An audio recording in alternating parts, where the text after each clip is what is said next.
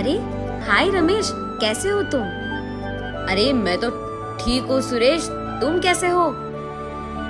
हाँ हाँ मैं भी ठीक हूँ। तो यहाँ आना कैसे हुआ? अरे वो ना, मेरे रिश्तेदारों के घर में एक शादी है, इसीलिए उनके शादी के लिए जरूरी सामग्री लेने यहाँ आया हूँ। अरे ये तो खुशखबरी है यार, आओ आओ आकर जो लेना लेके जाओ। तब सुरेश लगभग सुपरमार्केट में मौजूद सामग्री में आधा उसकी गाड़ी में डालकर वहाँ से चले जाता है। अगले दिन आकर उससे कहता है कि वो पैसे लौटा देगा, और क्योंकि सुरेश रमेश का बचपन के दोस्त था, वो सुरेश की बातों पे यकीन करता है। और इतना ही नहीं, उसे बहुत खुशी होती है। सुरेश उसके दुकान से इतने सारे सामान ले जाता है। अगले दिन रमेश सुरेश का इंतजार करते रहता है दुकान पे, लेकिन बहुत टाइम बीतने के बावजूद वो उसके सुपरमार्केट नहीं आता है। ऐसे एक हफ्ता बीत जाता है, लेकिन फिर भी सुरेश नहीं आता है। इस सब के बाद रमेश फैसला लेता है कि ये बात अब पुलिस को बतानी चाहिए, लेकिन उससे पहले ही पुलिस खुद उसके दुकान आते हैं। आपके दुकान में लिए सामग्री से खाना पकाने के कारण ही एक शादी में बहुत सारे लोग बीमार पड़ गए, और ये कहते हुए सुरेश नामक एक आदमी आप पर कंप्लेंट करा है। गलती सामग्री बेचने के कारण आपको हम गिरफ्तार कर रहे हैं और आपके दुकान को सीज कर रहे हैं। ये कहकर रमेश और उसकी पत्नी अवनी को पुलिस गिरफ्तार कर लेते हैं, और इस कारण राहुल अकेले पड़ जाता है। कुछ दिन बाद खाने के लिए खाना ना होने के कारण और हाथ में पैसे भी ना होने के कारण और माँ बाप को बाहर कैसे लाए, इस सोच में पड़े राहुल रोड पे इधर उधर घूमते रहता है। ऐसे कुछ दिन बीत जाते हैं। राहुल फैसला करता है कि ऐसे खाली बैठने के बजाय कुछ काम कर लेते हैं, कम से कम पैसे तो मिल जाएंगे। तब उसे उसके ही उम्र के कुछ लोग सड़क पे मौजूद कचरा और प्लास्टिक बोतल उठाते हुए दिख जाते हैं। तब वो उनके पास जाकर उसकी परिस्थिति समझाता है और कहता है कि उसे कोई काम दिला दे। तब वो लोग, ठीक है, तुम भी हमारे साथ कचरा उठाओ और शाम में तुम्हें वही बेचना होगा जहां हम बेचते हैं, तभी तुम्हें पैसे मिलेंगे, ऐसे कहते हैं। ये बात मानकर राहुल भी उन बच्चों के साथ ही सड़कों पे घूमते हुए कचरा उठाकर शाम होते ही उन्हें एक दुकान में बेच देता है। वहाँ से कमाए हुए कुछ ही पैसों से वो सड़क पे मौजूद कुछ खाना खा लेता है और उसके बाद उसके घर वापस जाकर वो सो जाता है। ऐसे कई दिन बीत जाते हैं। सारा दिन काम करने के बावजूद जो पैसे वो कमाता है, उससे तो वो एक समय का खाना भी ठीक से नहीं खा पाता। आधी भरी पेट से ही सोता था राहुल। ऐसे ही एक दिन हमेशा की तरह राहुल सड़कों में घूमते हुए कचरे को उठाते हुए रहता है।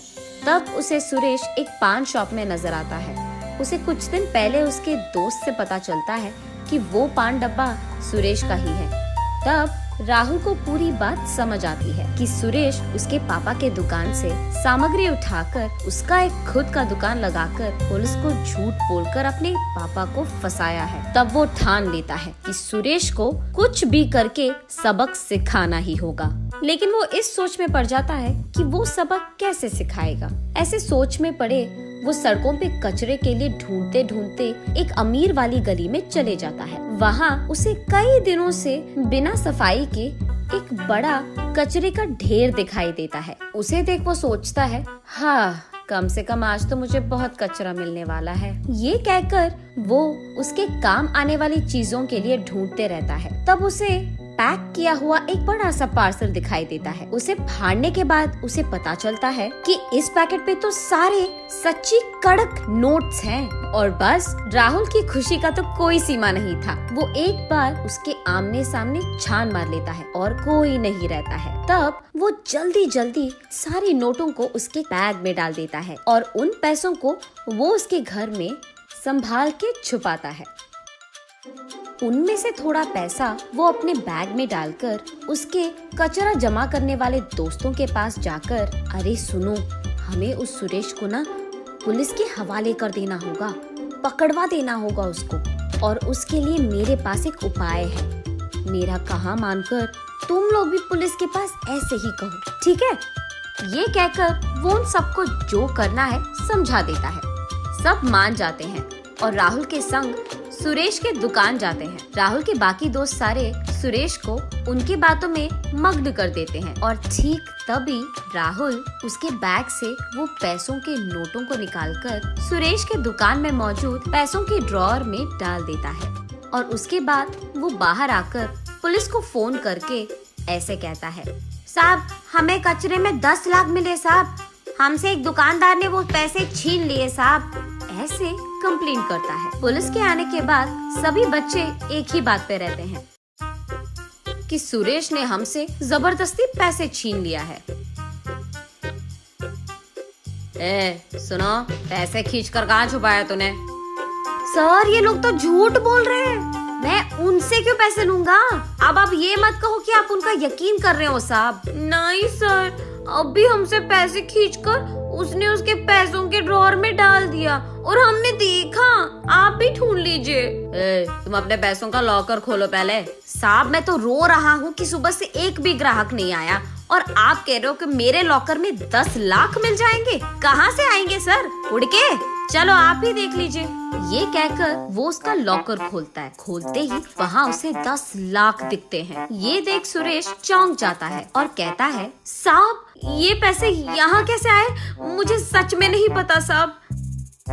अच्छा, पुलिस के साथ खेल रहा है तो? ऐसे कहकर उन पैसों को पुलिस लेकर यहाँ मौजूद पैसे सरकार के हवाले कर दो, ये कहते हुए और उसके बाद सुरेश को गिरफ्तार भी करता है। राहुल बहुत खुश होता है कि उसका उपाय काम आ गया। उसके बाद वो उसके दोस्तों को उसके घर ले जाता है और ऐसे कहता है, अब से तुम लोग मेरे ही साथ रहना, हम सब मिलकर ना एक सुपरमार्केट शुरू करेंगे, उसमें मैं तुम लोगों को भी हिस्सा दूंगा। तब उसके दोस्त खुशी से इस बात को मान जाते हैं। ऐसे राहुल उसके मिले हुए पैसों में से थोड़ा अपने दोस्तों के साथ मिलकर एक सुपरमार्केट शुरू करने में लगाता है। सब मिलकर बहुत मेहनत करते हैं और थोड़े ही दिन में बहुत लाभ भी लाते हैं और अपने लिए खुद का अच्छा नाम भी कमाते हैं। कुछ दिन बाद वो अपने माता पिता को निर्दोष साबित करता है और उनको जेल से बाहर निकलवाता है। राहुल जेल से बाहर आने के बाद रमेश और उसकी पत्नी अवनी अपने बेटे की तेज बुद्धि, होशियारी और अच्छाई को देख बहुत गर्व होते हैं और इसलिए जो भी उसके साथ खड़े थे उनको भी उसके व्यापार में हिस्सा देते हैं और इतना ही नहीं, उन सबको अपना भी लेते हैं और ऐसे सभी खुशी से जीते हैं।